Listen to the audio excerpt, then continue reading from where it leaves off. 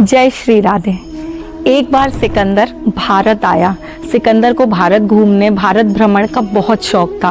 वो देखना चाहता था कि आखिर भारतीय संस्कृति और भारतीय सभ्यता की इतनी तारीफ क्यों की जाती है। वो उसको एक्सपीरियंस करना चाहता था। इसलिए सिकंदर एक बार जब भारत भ्रमण पर निकला तो उसने अपने कर्मचारियों से कहा कि मैं चल के यहाँ पर बाग, वन, उपवन देखना चाहता हूँ। तो जैसे ही सिकंदर पहुँचा एक बाग में, वहाँ पर एक साधु तपस्या कर रहे थे।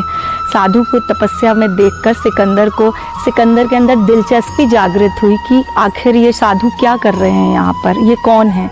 वह जाकर जैसे ही उनके पास खड़ा हुआ तो साधु ने उनको देखा और कुछ भी रिएक्ट नहीं किया।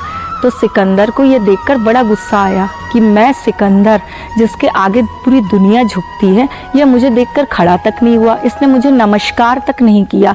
इस पर सिकंदर बहुत क्रोधित हुआ और साधु से कहा कि आप जानते हैं कि मैं कौन हूँ।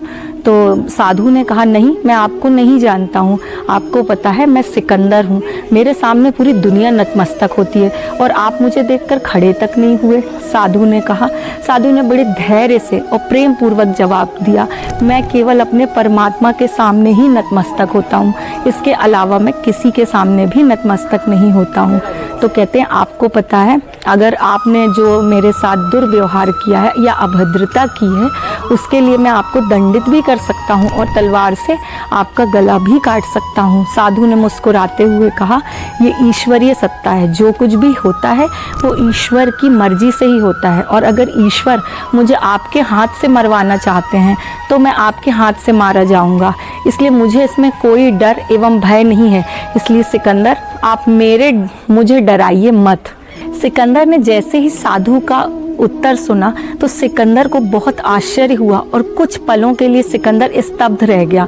सिकंदर ने सोचा, मेरे जैसे व्यक्ति के सामने ये साधु इतनी निर्भीकता से, इतने निडर होकर कैसे जवाब दे सकता है। आखिर ऐसी कौन सी ताकत है इसके पास जिसके कारण ये इतनी निडर है और इतनी निडरता पूर्वक मुझसे बात कर रहा है।